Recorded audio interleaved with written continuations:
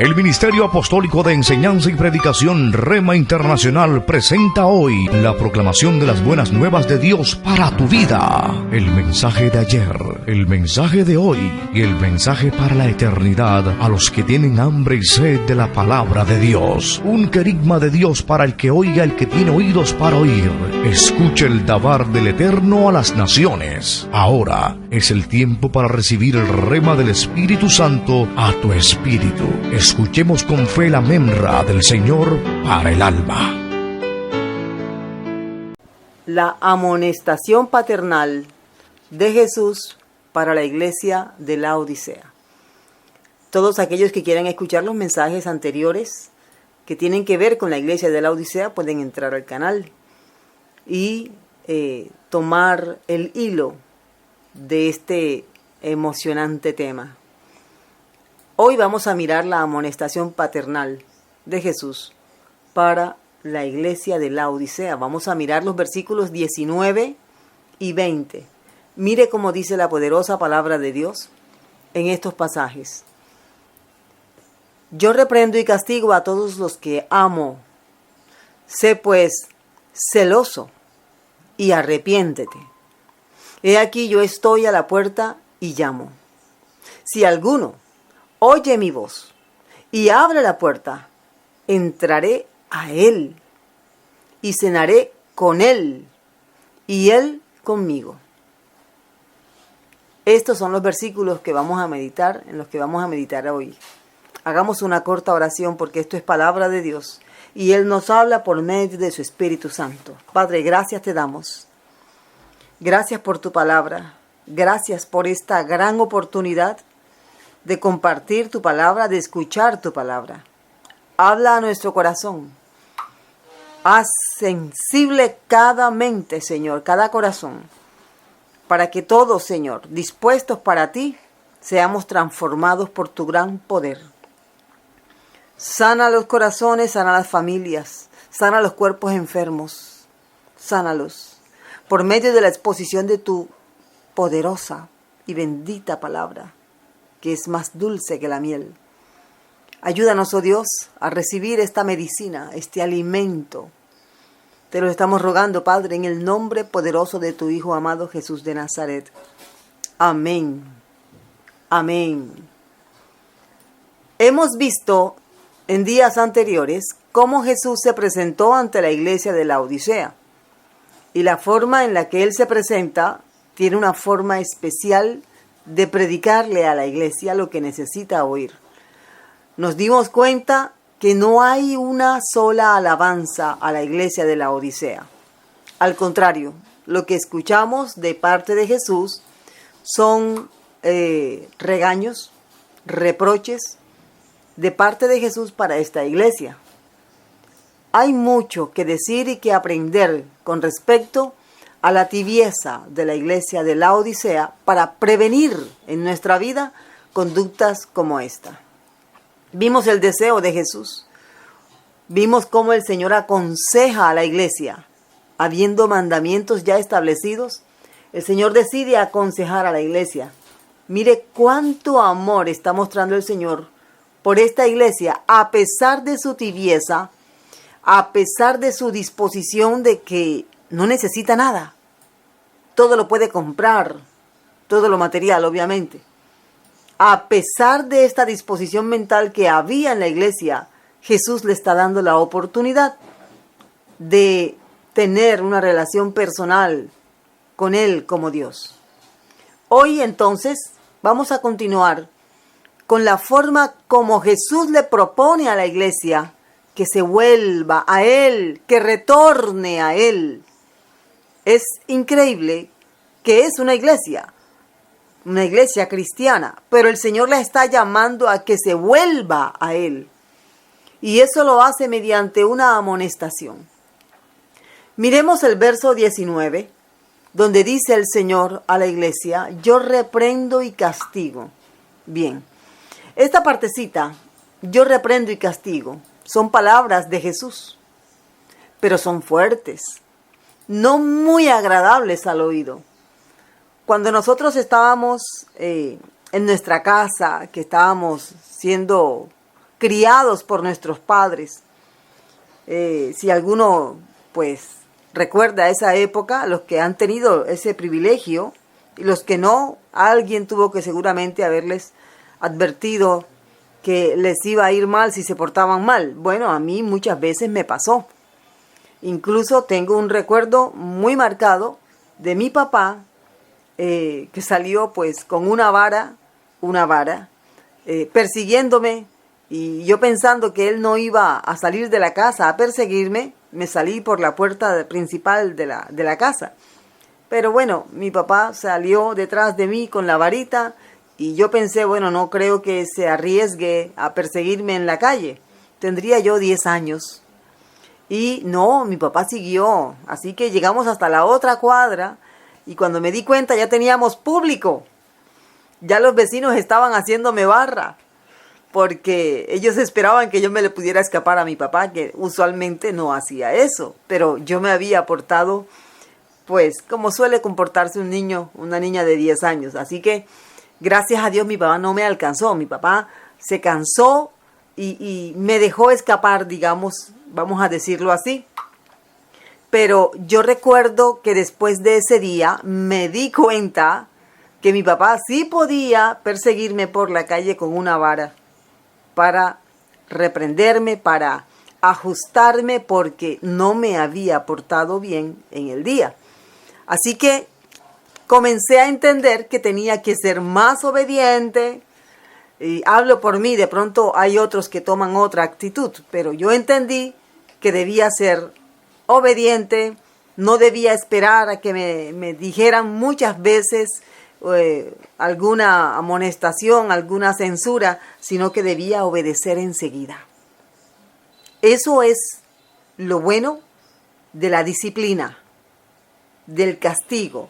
Aunque castigo y disciplina no es lo mismo, aquí se está usando la palabra castigo, pero vamos a mirar en realidad cuál es el vocablo que Dios usa en este caso para advertirnos sobre malas conductas que ameritan un tiempo de reflexión, un tiempo de arrepentimiento. Entonces, no nos gusta. Esto es claro, es evidente, no lo neguemos. Cuando hay una advertencia, te voy a disciplinar si te portas mal, no nos gusta. En realidad, este mensaje no es muy popular. Tal vez alguien al escuchar el tema diga, yo no voy a escuchar este mensaje, y apague la emisora, cambie el canal, o si está en un auditorio, se levanta de su silla y sale. Porque yo soy muy buen cristiano, yo no necesito una amonestación de este tipo, de pasajes. A mí mejor, yo prefiero que me hablen de la abundancia, de la felicidad, del éxito, de la prosperidad, de que me va a ir bien. Yo prefiero esos temas. Entonces, este no es un tema apetecido. En el colegio, volviendo nuevamente a alguna anécdota personal, veíamos a la persona encargada de ejercer la disciplina en el colegio con terror. Y yo diría que en la mayoría de los lugares, o todos los lugares, la persona que se encarga de la disciplina, corrección, castigos, sanciones, etc., esa persona se convierte en el terror del plantel, de la institución, porque esa es su cartera de trabajo. Bien, el Señor también tiene momentos en los que reprende a la iglesia. Reprende a los cristianos, pastores, mentores, ovejas. Todos pueden llegar a ser amonestados por parte del Señor. Vamos a mirar cómo es esta amonestación. Y como el mensaje de Dios tiene propósitos de sanar o prevenir. Prevenir si no ha pasado nada. Sanar si se está viviendo la situación que se está exponiendo en el pasaje. Miremos cómo el Señor hace esta amonestación en este tiempo y se va a dar cuenta de cuánto nos ama el Señor. Cuán grande es su misericordia. Dice el Señor, Reprendo y castigo a todos los que amo. Bueno, el Señor Jesucristo, Dios, de tal manera amó al mundo que dio a su Hijo unigénito. En este pasaje, que muchos han tomado como base para decir de que Dios ama a todo el mundo, sea bueno o sea malo, aquí se está incluyendo la creación completa. Pero hay una distinción marcada en la que Dios reconoce a algunos como a hijos y a otros como simple producto de su creación. Una persona que no ha recibido a Jesús como su Señor, que no le ha recibido, como dice el Evangelio de Juan 1:12, mas a todos los que le recibieron les dio autoridad, derecho de ser llamados hijos. Ese es el punto principal de ser hijos, que no todo el mundo es hijo. Es necesario confesarle, es necesario decirle, yo quiero que tú seas, yo te acepto como mi Señor, tú eres mi Salvador, tú eres mi Redentor, eres el gobernante en mi vida. Esa es la condición de una persona que ha llegado a ser hijo de Dios.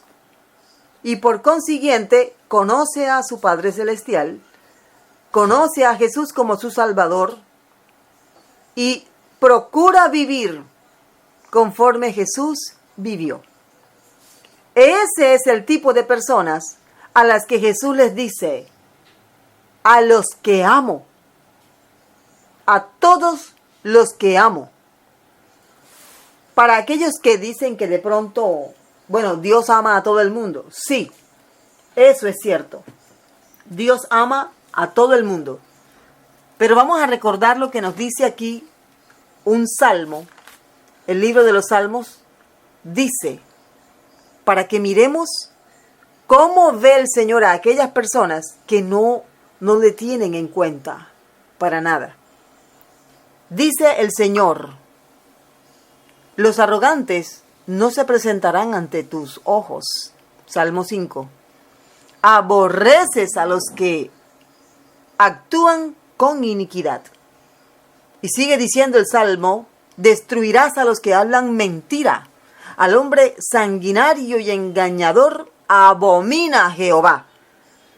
Pero es que esto es diferente a lo que dice Juan 3:16.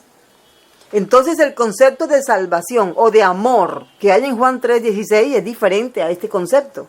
En realidad Dios sí está molesto con aquellos que no le tienen en cuenta para nada. Y estas personas que no tienen en cuenta a Dios para nada, no deben creer, no deben pensar que Dios les tiene en cuenta como si fueran hijos. Esto es importante aclararlo. Así que no todo el mundo es hijo de Dios entonces. Así es. Todos somos creación de Dios, pero no todos son hijos. A esos que sí son hijos, a esos les dice el Señor, reprendo y castigo. Reprendo y castigo a todos los que son hijos. Miremos la palabra amor. En la Biblia hay varias palabras griegas para referirse o que fueron traducidas como amor. Todas fueron traducidas como amor.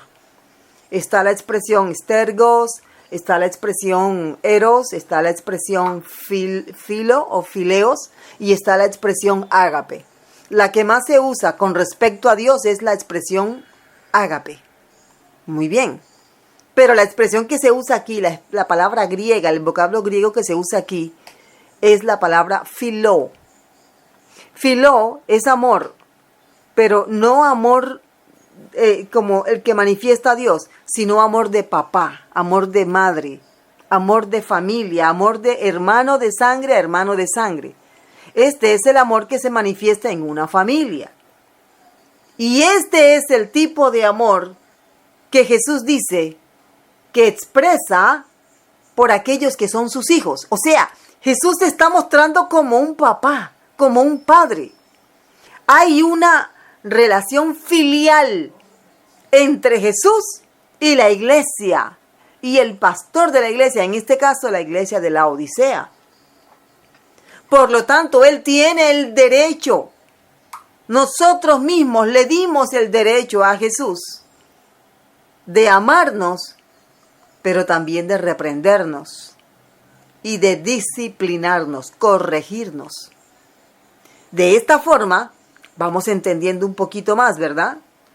Estos hijos en la iglesia de la Odisea eran hijos, tal vez no todos. Solo Dios conoce quiénes son, quiénes no son. Pero el mensaje que Jesús le está dando es a que a pesar de que se han comportado mal, ellos son hijos. Pero hay un límite.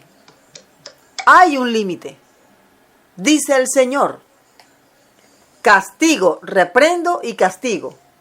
O sea, yo amonesto, censuro, refiriéndose a reprender. El verbo griego o elenjo se refiere a que el Señor reprende. Y la palabra griega paideuo, que es la que se traduce como castigo, tiene que ver más que todo con disciplinar. Castigo ya es un poco más fuerte en español. Disciplinar tiene que ver con corregir, educar, entrenar. Por lo tanto, dice el Señor, sé celoso, porque la persona a quien se le está dirigiendo el Señor no es celosa de las cosas de Dios. Dios hace parte de toda su vida, pero no es lo principal. Esta persona no ama al Señor con todo su corazón, con toda su alma, con toda su mente y con todas sus fuerzas. No, el Señor es solamente una parte de todas las que componen su vida. Así que dice el Señor: yo amo, reprendo, castigo, sé celoso. Y hay aquí un llamado de parte del Señor. Ese llamado es al arrepentimiento. Estamos convencidos, o mucha gente cree, que el arrepentimiento es un llamado solamente para aquellos que no son de Cristo, que nunca han entregado su vida al Señor. Pero aquí el Señor, como a otras iglesias, le está diciendo, arrepiéntete. Muy bien. La palabra metanoesón, que es una forma griega para referirse a un cambio de mentalidad, y en hebreos es la palabra teshuvá, y uso la palabra hebrea porque es más precisa para lo que quiere decir el Señor. Es un retorno al Señor, la palabra teshuvá, en hebreo, que significa o se traduce como arrepentimiento. Volverse al Señor. Quiere decir que la persona está en el Señor, pero está lejos de Dios. La persona es un hijo de Dios, pero es un hijo que no tiene una relación con Dios. No se comunica con Dios. Y de esa forma también vemos. Ahora recuerdo el testimonio de una mujer que en un país centroamericano, ella dice que había tenido 16 hijos. De pronto usted en algún momento escuchó ese testimonio. Y esta mujer logró ser escuchada por un noticiero porque la gente comenzó a buscar a uno de sus tantos hijos. Ella decía: mis hijos se fueron uno a uno y me abandonaron. Y ella quería que por favor sus hijos le dieran razón de si estaban bien, de qué había pasado con ellos, que ella todavía estaba viva. Y el periodista le preguntó los nombres de sus hijos, ella los dijo. Yo creo que algunos de sus hijos, o varios, tuvieron que haber escuchado la noticia de su mamá buscándole, porque el último se había ido hacía muchos años. Y es muy triste que un hijo abandone a su papá, abandone a su mamá, a quienes debe honrar, se vaya como si hubiera olvidado de dónde salió, quiénes le otorgaron la vida que hoy disfruta. Y bueno, no supimos a fin de cuentas si ella logró comunicarse con alguno de sus hijos, pero la noticia sí fue bastante escuchada, bastante sonada en ese tiempo. Porque ella quería: por favor, llámenme. Hace años que no hablo con ninguno, llámenme. Y no es el único caso. Mucha gente acusa a sus hijos de haberse ido y haberlos abandonado. Aquí en nuestro país, Colombia, una madre también, fíjese, generalmente son más que todo madres, las que han sobrevivido. Esta mujer había quedado sola, viviendo en una pieza que tenía arrendada y lograba pagar con una pequeña pensión que recibía. Y ella estaba enferma, ya no podía hacer más por ella, y ella decía a sus vecinos que de alguna forma consiguieran a su hijo que se había ido para un país europeo, y que por favor le dijeran que ella estaba enferma, que ella no quería morir sin antes ver a su hijo por última vez, porque ella ya no podía caminar con facilidad. Oiga, qué historias tan tristes, ¿verdad? ¡Qué tristeza! Esto no está bien, esto no es correcto. Pero hay gente en la iglesia que hace lo mismo con Dios. Saben que pueden contar con Dios, pero no se acercan a Dios en oración y adoración para nada. Ellos se consideran hijos de Dios, pero Dios con ellos no puede contar. Y no solamente es un mandamiento del cual mucha gente ha abusado, eso de abandonar a los padres. Esto es algo que es inmoral. Tanto que en nuestro país hubo que promover una ley que obligara a los hijos a encargarse de sus padres ancianos por la cantidad de ancianos que estaban siendo abandonados a su suerte. En algún momento vimos a una persona dejar a su papá enfermo en la puerta de un hospital, irse y no volver más. Esto es cruel, es inmoral. Esto es algo muy perverso. Y hay gente dentro de la iglesia que van a la iglesia por allá cada 2 meses, cada 3 meses. Claro, la Biblia dice en la carta a los Hebreos que algunos tienen por costumbre no congregarse.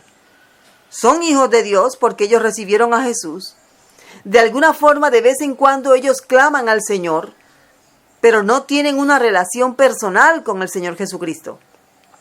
Le han abandonado, como estas personas que han abandonado a sus padres ancianos, porque ya se constituye en una carga. Para estos de la iglesia que han abandonado a su Dios, siendo hijos, consideran que buscar de Dios es una carga. Consideran que buscar de Dios es una pérdida de tiempo. Me van a decir lo mismo, ya yo lo sé. Dios sabe que yo soy su hijo y yo sé que Él es mi Dios, pero yo no tengo que estar metido en la iglesia las 24 horas del día. Esto es lo que alegan algunos. Tienen que volver al Señor. Mucha gente está creyendo en su corazón que son hijos de Dios y ya están cortados. Y cuando se despierten ese día final, no será para la resurrección de vida, sino para la resurrección de muerte. Entonces, cambio de mentalidad, arrepiéntete, acércate a tu Padre, acércate en oración a tu Padre Celestial, habla con Él. Una persona que no habla con su papá no tiene relación con su papá. No puede. En cambio, tiene más relación con el mundo. Por eso es que la iglesia de la Odisea cayó en el estado de frialdad, de tibieza en el que cayó. Ahora hagámonos una pregunta antes de que el tiempo aquí se nos vuele. ¿Puede una persona que está en la iglesia, de vez en cuando va a la iglesia una sola vez al mes, de vez en cuando escucha, de vez en cuando visita la iglesia, pero se considera hijo? Esta persona lidia mucho con el mundo, está muy impregnado del mundo. La pregunta que me hicieron y la hago aquí, ¿qué pasa con la salvación de esta persona? Bueno, la respuesta, no podemos aquí decir que lo sabemos todos.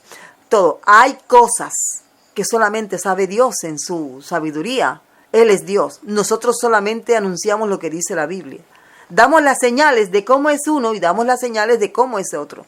Y tratamos de nosotros ser hijos de Dios. Tratamos de mantenernos dentro de la casa de nuestro Padre Celestial.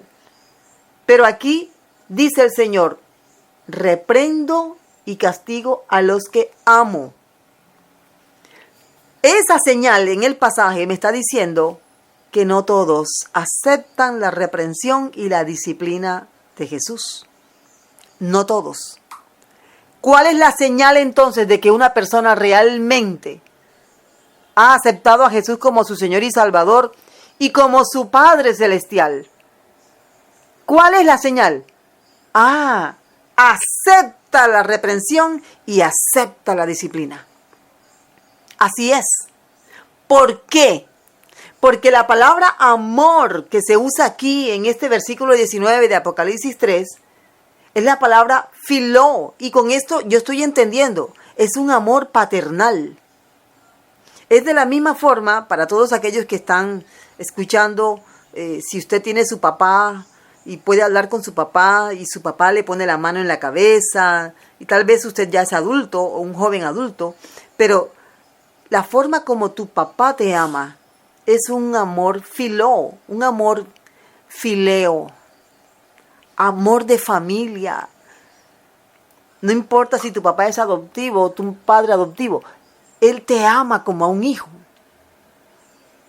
Aquí Jesús no se está mostrando como el Dios que hizo los cielos y la tierra, sino como el Padre de sus hijos. Aunque Él es obviamente el Dios que hizo los cielos y la tierra. Pero Él quiere que lo veamos como a un papá. Entonces, Él es Padre de los que aceptan la reprensión y la disciplina.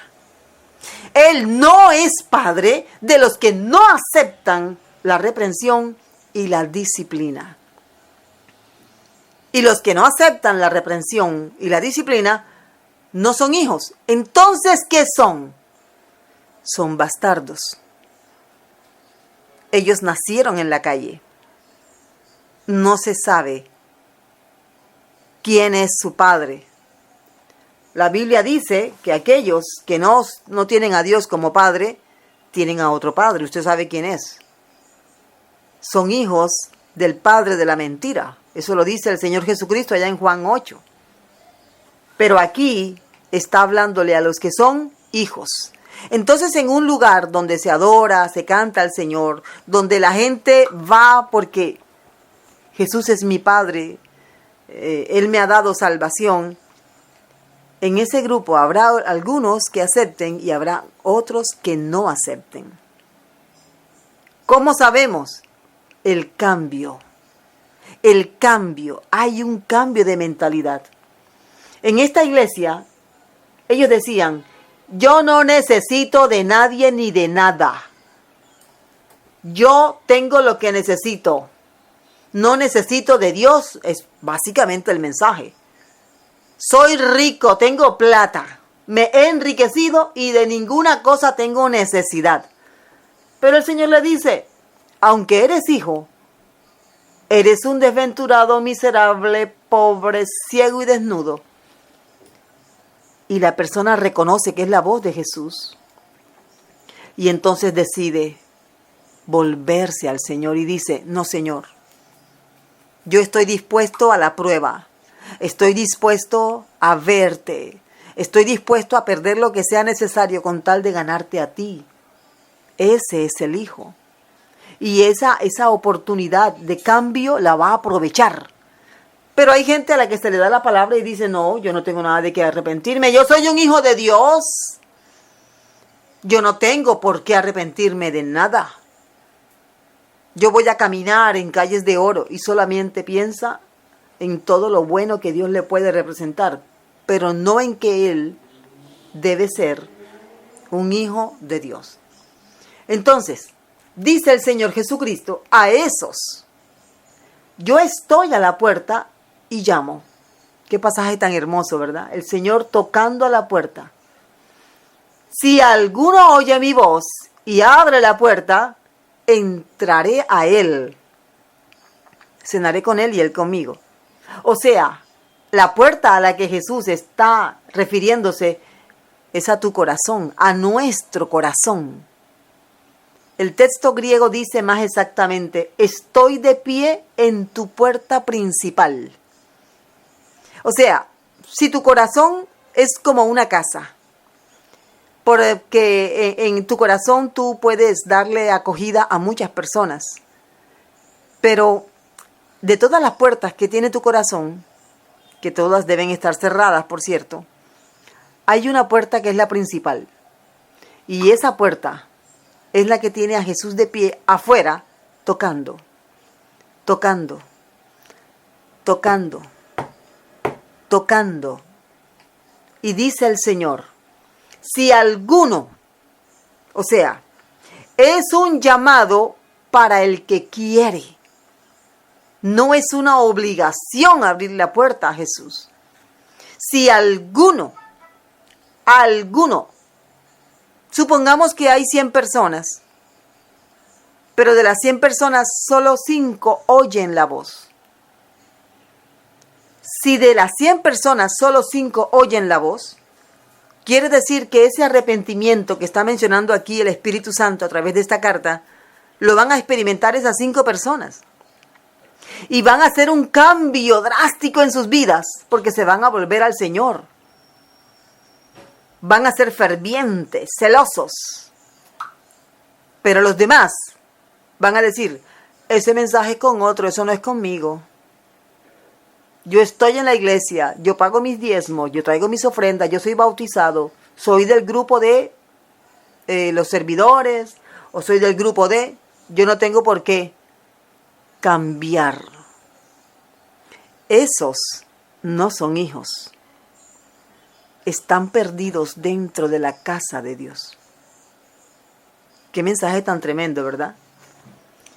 Entonces dice el Señor, yo estoy aquí tocando a tu corazón de la iglesia.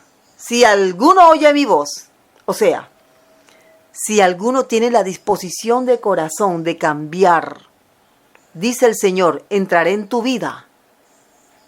Porque es que Él está afuera. Él no está adentro. Ahora recuerdo la anécdota de un predicador que escuché hace algún tiempo que decía, este predicador, él contaba que una persona que era pobre, no tenía muchos recursos, así que eso se notaba en su vestimenta, por más que trató, él dijo, tengo un especial para el Señor y quiero cantar al Señor. Pero las personas que estaban dirigiendo la iglesia, cuando lo vieron vestido de forma muy sencilla, dijeron, otro día será, hoy no puedes cantar. Pero el Señor me dijo que les cantara, que cantara hoy aquí para Él. Y le dijeron, no, tú no puedes cantar. Así que el muchacho, de condición muy pobre, se sentó afuera de la iglesia, en la parte del frente de la iglesia, en una jardinera, se sentó y se le salieron las lágrimas porque no pudo ministrar el canto que tenía preparado para el Señor, siendo él miembro de esa iglesia. Así que se le acerca al lado, ahí se sienta al lado de él un hombre y le dice, ¿qué te pasa? Entonces él le dice, no me dejan ministrar, no me dejan entrar. Y el hombre que se sienta al lado de él le dice, no te preocupes, yo tampoco he podido entrar. Cuando él se voltea, se da cuenta que es Jesús quien le estaba hablando. No te preocupes, yo tampoco he podido entrar. Y es posible que esta sea la situación de muchas personas. Tal vez ves una iglesia, la ves muy hermosa, muy adornada. Parece un candelero original, pero no te dejan. Tal vez tu mensaje no es apropiado, tu mensaje puede ofender. O tal vez tu apariencia no es agradable a la vista. Entonces, para no dañar el escenario, para que no se vea mal en la imagen del altar que está adecuado solamente para gente elegante, no te van a dejar entrar. No te van a dejar pasar. Y si entras, siéntate tú ahí en el suelo. No eres tan importante. Tu apariencia no es muy agradable. ¿De pronto le ha pasado a alguno? Bueno, no se preocupe. Al Señor Jesucristo tampoco lo han dejado entrar. ¿Y cuál es el aliento el consuelo que el Señor nos da a través de esta enseñanza, que Él sigue tocando. Todavía hay oportunidad. Él sigue tocando a la puerta del corazón. Hay una enseñanza que no quiero dejarla en el tintero y tiene que ver con Mateo capítulo 6, verso 6. En Mateo 6, 6 el Señor dice lo siguiente, hablando acerca de la oración. Mas tú, cuando ores, entra en tu aposento y cerrada la puerta. Mas tú, cuando ores, entra en tu aposento y cerrada la puerta. ¿A qué puerta se está refiriendo aquí el Señor? Lo que muchos han pensado, han interpretado con respecto a Mateo 6:6, es que cuando yo voy a orar, debo encerrarme en la última habitación de mi casa, ponerle candado a la puerta y arrodillarme ahí delante de Dios y orar. Pero ese no es el correcto sentido del pasaje. Lo que el Señor está diciendo, porque tú puedes orar en un bus, puedes orar donde estés, puedes orar, obviamente a solas es mejor, pero lo que el Señor está enseñando aquí es que cuando te diriges a Él en oración, te cerciores que la puerta de tu corazón esté cerrada para el enemigo, esté cerrada para el resentimiento, esté cerrada para el rencor, esté cerrada para la falta de perdón. O sea, no puedes acercarte a Dios con la puerta abierta para que haya resentimiento, para que haya odio, para que haya rencor. No puedes tener enemigos en tu corazón y pretender que Dios escuche tu oración. A eso es que se refiere Jesús cuando dice, mas tú cuando ores, entra en tu aposento y cerrada la puerta, ora a tu Padre que está en lo secreto, y tu Padre que está en lo secreto te recompensará en público. Porque tienes un corazón perdonador, tienes un corazón abierto para el Señor. Entonces, la puerta de tu corazón debe estar abierta para Jesús, cerrada para el enemigo. La puerta del corazón se abre desde adentro, no desde afuera. O sea que es la persona propiamente quien interiormente decide darle permiso a Jesús para ingresar a su vida y compartir con Él la cena. Una cena espiritual. ¿Por qué la cena? ¿Por qué no el almuerzo? ¿Por qué no el desayuno? Bueno, porque es que en Oriente, hablando del tiempo en que se escribe este contenido, todavía hoy es así en muchos lugares, pero sobre todo en este tiempo, el día en que la familia se sentaba junta a comer, ya después que habían cerrado todas las puertas de la casa para evitar que un ladrón se metiera, era el único lugar donde había luz, porque ya, pues normalmente ya era tarde, era de noche, después de 6 de la tarde, no había luz eléctrica como hoy. Compartían cómo te fue en el trabajo, qué hiciste, llegaste a visitar. Ellos en el día no se veían. El padre salía a buscar trabajo, a buscar la provisión, o al campo a sembrar, o a criar, etc. Los hijos se iban donde el rabino, si eran ya niños que tenían la instrucción de un rabino o de un moré. Y la madre generalmente se quedaba en el hogar atizando el fuego para que estuviera listo para la cena, alistando todo lo que tenía que alistar para que cuando llegara la familia en la noche todo estuviera listo. En ese momento de intimidad familiar, ahí se daba la conversación más importante del día. El padre preguntaba por sus hijos, ellos le contaban lo que habían aprendido, el padre también contaba lo que había aprendido. Ese momento hermoso de intimidad familiar que no debemos perder en nuestra casa, que ojalá se mantenga, que no sea que cada uno cena, el uno frente al televisor, el otro frente al computador, el otro allá en la calle con los amigos, el papá jugando, sabe Dios qué, no sé, dominó, billar, y la mamá acá haciéndose las uñas. No. En realidad, para el Señor, la cena en familia es un momento sagrado. Refuerza los lazos de unidad. Refuerza el amor en familia. Eso es lo que quiere Jesús. Por eso, sobre toda cosa guardada, guarda tu corazón, porque de él mana la vida. Si tu corazón está sano, el Señor podrá entrar.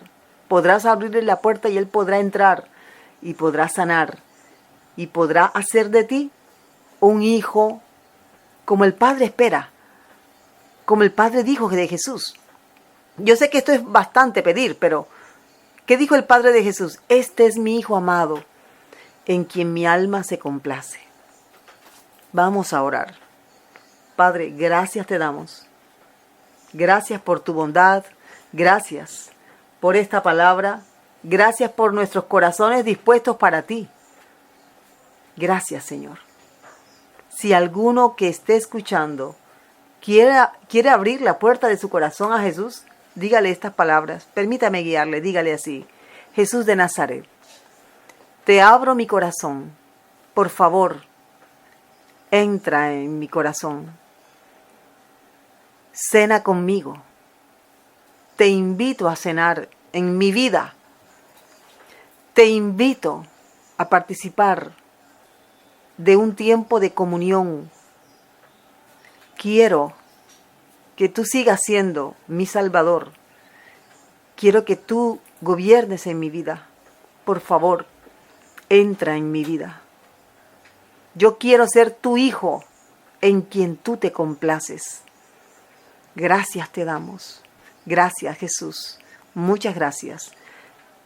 Amén y amén. El Ministerio Apostólico Rema Internacional pone a disposición esta predicación. Ofrecemos ministración a simposios, seminarios, campañas evangelísticas, educación globalizada sana y de carácter interdenominacional. Escríbanos a ministerioremainternacional@gmail.com o llámenos al celular 316-270-7181.